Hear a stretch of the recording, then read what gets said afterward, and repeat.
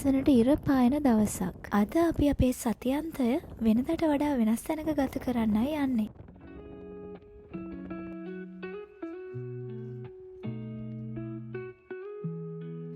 තනකොළ වත්තක මායිමේ තිබුණු මේ හොරු බුහුටි ගෙදර තමයි අද දවසේ අපේ නවාතන වෙන්නේ.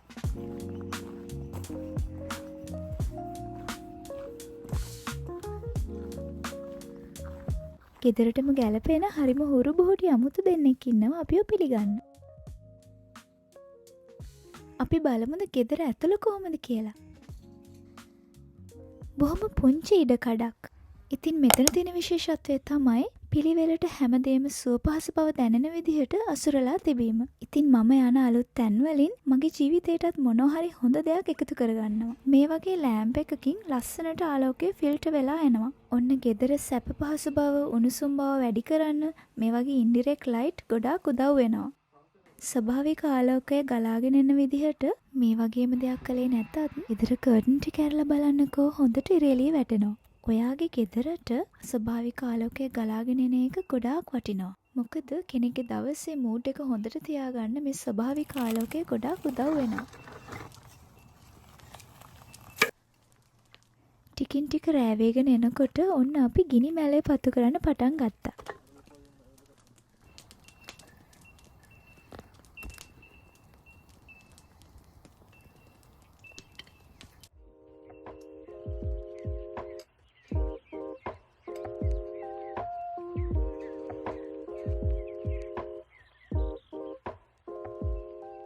දැන් නම් ඔන්න ටික ටික සීතල වේගෙන එනවා. මේ වෙලාවට අඳින්න පුළුවන් උණුසුම් බාත්රෝබ් එකක් තියෙනවනේ කියලා ඔන්න මට මතක් වුණා.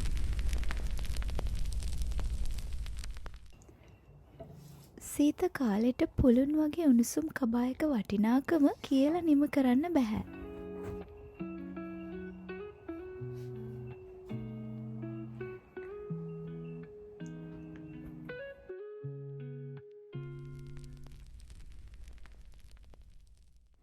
ගිනි මැලය හොඳින් පත්තු වෙන අතරේ අපි හිමීට කෑම ටික ලෑස්ති කරන්න පටන් ගත්තා. ඒ අතරේ යමුද මාත් එක්ක මේ පොත කියවන්න.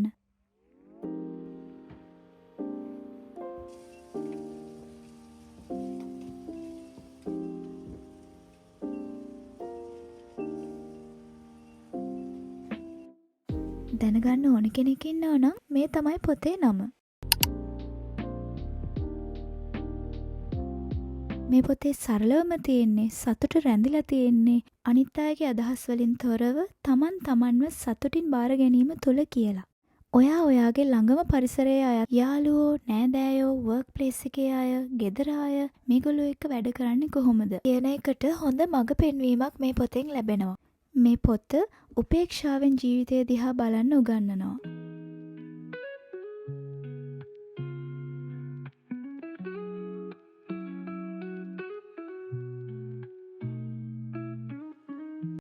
මගේ කටහඬ පැහැදිලි මදි වගේ නම් මං සමාවිල්ලනවා. මොකද අද මට චුට්ටක් විතර සනීප නැති නිසා කටහඬ වෙනස් වෙලා ඔයාලට ඇහෙන්න පුළුවන්. ඉතින් මොන දේශගුණ තත්වයක් යටතේ වුණත් හැමෝම තමන්ගේ සෞඛ්‍ය තත්වය තමන්ව ආදරෙන් බලා ගන්න ඕන කියන එක ආදරෙන් මතක් කරන ගමන් ඔන්න අපි ගිනි මැලේ පැත්තට ආවා.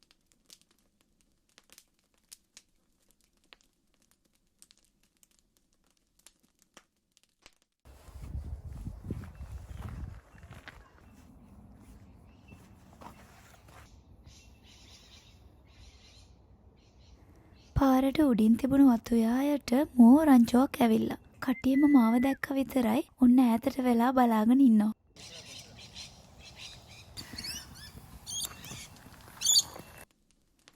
බඩේ නිඟු මේ විදිහට පුච්චලා කනකොට හරි රසයි. ඔයාලට ඕන නම් මේකට උඩින් බටර් ටිකක්, ගම්බිරිස් ටිකක් එහෙම දාලා ගන්නත් පුළුවන්.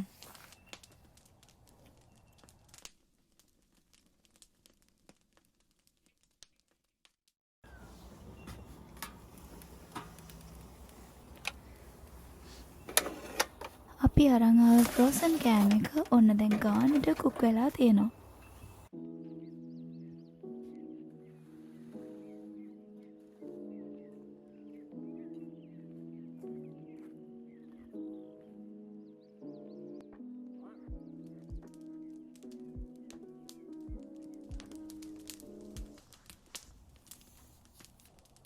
අඳුර වැටිගෙන එනකොට මෙන්න ටිකින් ටික සෝලර් ලයිට් පත්තු වෙන්න පටන් ගන්නවා. චුට්ටක් හිතලා බලන්නකෝ ගෙවත් එක මේ වගේ තැනි තැන සෝලර් ලයිට් තිබුණොතින් ඒ ගෙවත්ත පුංචි දිව්‍ය ලෝකයක් වගේ පෙනේ නේද? අපේ පුංචි නවාතැන රැට පේන්නේ මෙන්න මේ විදිහට.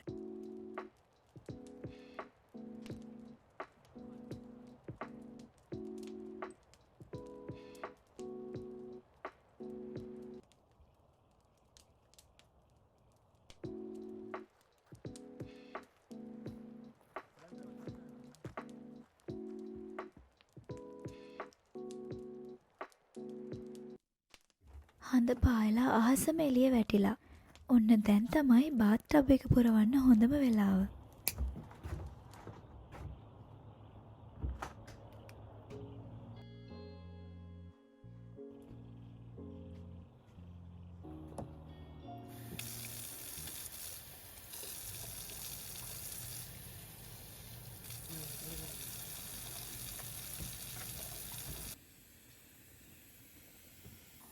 මහන්සි දවසක අවසානයේ උණුසුම් වතුර ටිකක් නාන්න තියෙනවා නම් ඒකෙන් ලැබෙන සහනය අමුතුවෙන් කියන්න ඕන නැහැ.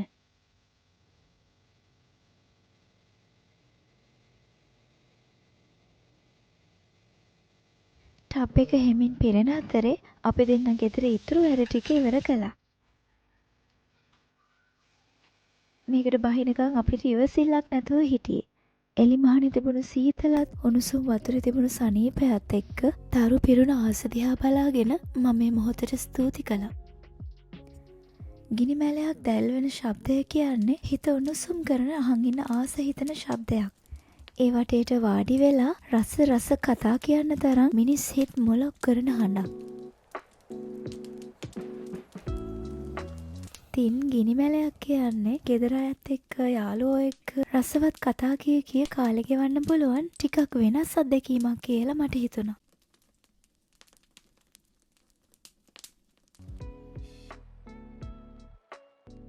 හරිම සතුටින් ගෙවුණු ලස්සන දවසක් නිමා කරන්නයි මේ ලෑස්තිය.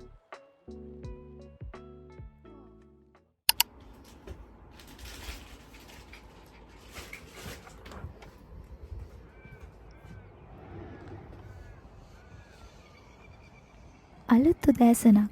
හැම දවසක්ම ජීවිතේ අලුතින්ම පටන් ගන්න අපිට අවස්ථාව ලබා දෙනවා. ඔයා කිසිම දෙයක් කරන්න පරක්කු නැහැ. කල්දදා හිතේ තියාගෙන ඉන්න ගොඩක් දේවල් ඔයා හිතුවොත් මේ මොහොතේ වුණත් පටන් ගන්න පුළුවන්.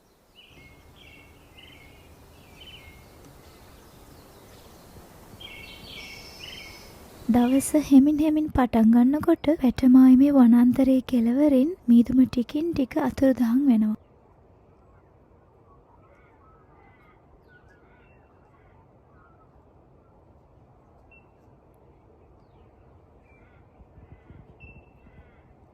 උදේ පාන්දර ඇහැරිලා තියෙන කුරුල්ලෝ විතරක් නෙවෙයි.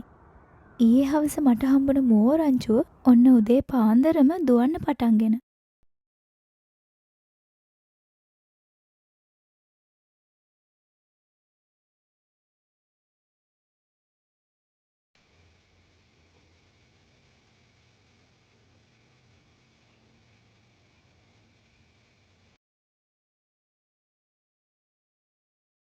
තාමත් පායලා තියෙන හඳ හෙමින් අතුරුදහන් වෙන ගමන්.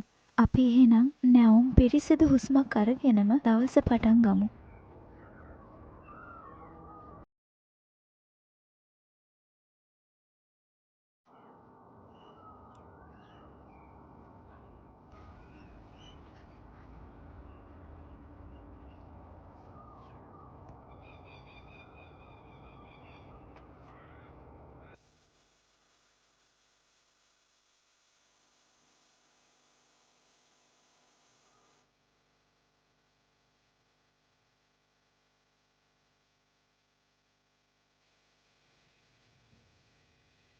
බාත් ටබ් එක පිරෙන අතරේ මේ වෙලාව උණුසුම් තේ එකක් බොන්න.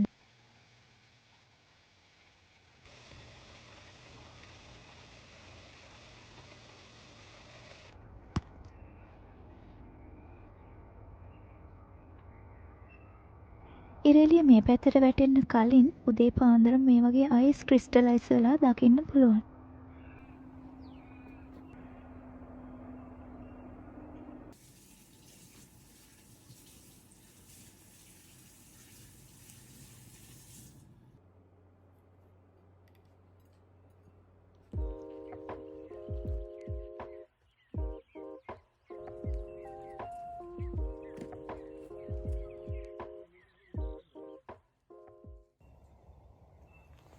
අහස පැහැදිලි වන සුන්දර උදෑසනක අපි ආපහු යන්න ලෑස්ති වෙමු.